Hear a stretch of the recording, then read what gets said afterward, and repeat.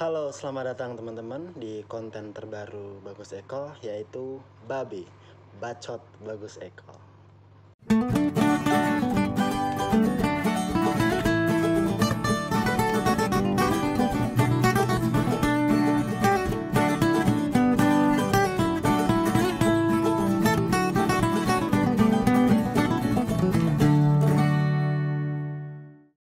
Di episode perdana ini, gue mau membahas tentang proses pengiriman produk-produk perikanan, terutama udang ya. Karena kan di konten-konten gue sebelumnya gue selalu membahas tentang udang, gue membahas tentang mendetil di kelas udang tentang apa itu nopli, perkembangan stadianya, dan masih banyak lainnya gitu.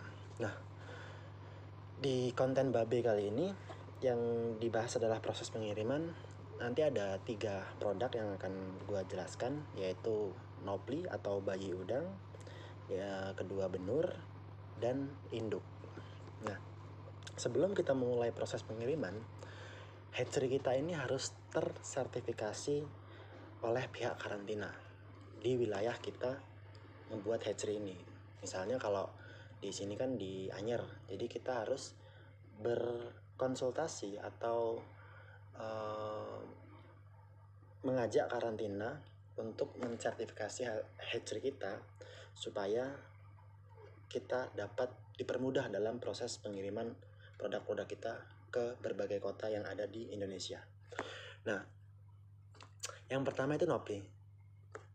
Dan setelah hatchery kita sudah tersertifikasi, nanti setiap bulannya produk kita yang tadi itu nopli itu akan diambil sampelnya, kemudian diuji virus.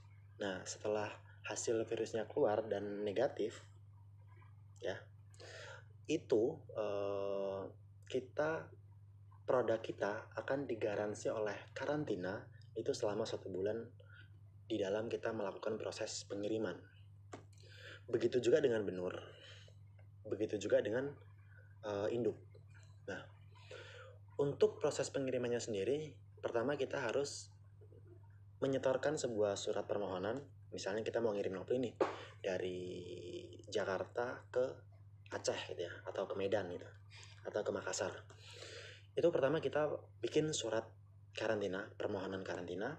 Setelah surat itu kita bikin dan masuk ke link di karantina di wilayah kita, maka mereka akan segera merespon dan membuat surat pelepasan. Kenapa jadi surat perpisahan? Surat pelepasan dari pihak karantina gitu. Nah, kita sudah selesai nih panen selesai, kita bikin surat-surat karantinanya, kemudian kita kirim ke Aceh kan melalui bandara gitu misalnya, dari Jakarta ke Aceh, tapi kita harus mampir ke karantina wilayah hatchery kita dulu ya. Setelah mampir, kita bayar tuh yang namanya PNBP, pendapatan non pajak PNBP, lupa saya, pokoknya pendapatan non pajak apa gitu. Nah, itu untuk nopli sendiri harganya untuk 1 ekor nopli itu 0,03. Jadi kalau misalnya kita kirim 5 juta ke wilayah Aceh atau Medan atau lainnya, itu berarti 5 juta dikali 0,03. Jadi pajak yang harus kita bayarkan ke karantina itu sebesar 5 juta kali 0,03, berarti sekitar 150 ribuan lah, plus biaya ngeprint 5 ribu. Nah, setelah itu selesai, proses pembayaran selesai dan dibuat surat pelepasannya, kemudian kita menuju ke bandara. Di bandara itu ada pelepasan lagi yang dilakukan oleh karantina bandara, tapi sudah tidak membayar biaya-biaya lain-lainnya. Mungkin ya biaya kargo dong, itu beda. Nah, setelah pihak karantina bandara melakukan pelepasan, barulah barang itu bisa dikirim ke berbagai kota gitu. Nah, itu tadi untuk nopli ya. Begitu juga dengan benur, begitu juga dengan induk. Cuman yang membedakan adalah tarifnya. Kalau nopli itu per ekornya kan 0,03. Nah, kalau benur itu 0,25. Sedangkan untuk induk itu biasanya per ekornya 1000. Jadi lumayan mahal kalau untuk induk ya. Dan apalagi?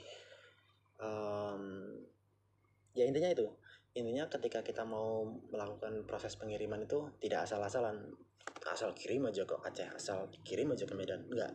Kita ada proses-proses yang harus dilalui. Lalu bagaimana dengan hatchery-hatchery yang tidak mempunyai sertifikat? Tenang, ada solusinya dari pihak karantina. Jadi karantina menawarkan sebuah solusi yaitu end product. Jadi misal nih hatchery kita belum tersertifikat, kemudian kita mau ngirim nih ke Aceh gitu. Nah, seenggaknya 2 atau 3 hari sebelum kita kirim, kita sudah ngirim sampel kita gitu. Misalnya benur nih, oh benur panen di tanggal 10 gitu. Jadi kita nanti kirim ke karantina tanggal 7 atau tanggal 8 gitu.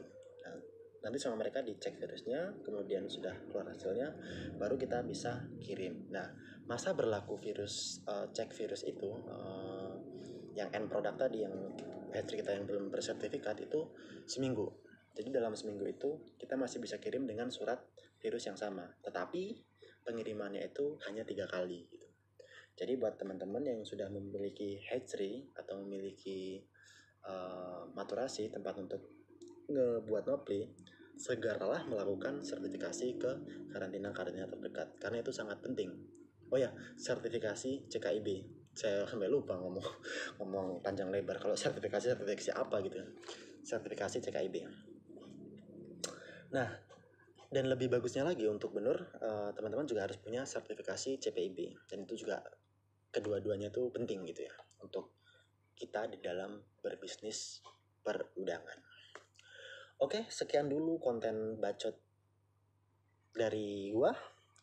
Dan di konten-konten selanjutnya mungkin gua akan ngebahas tentang hal-hal yang lebih berani tentang dunia perikanan. Entah itu tentang KKN, entah itu tentang politik di perikanan. Ya, silakan teman-teman komen di bawah ya. Terima kasih.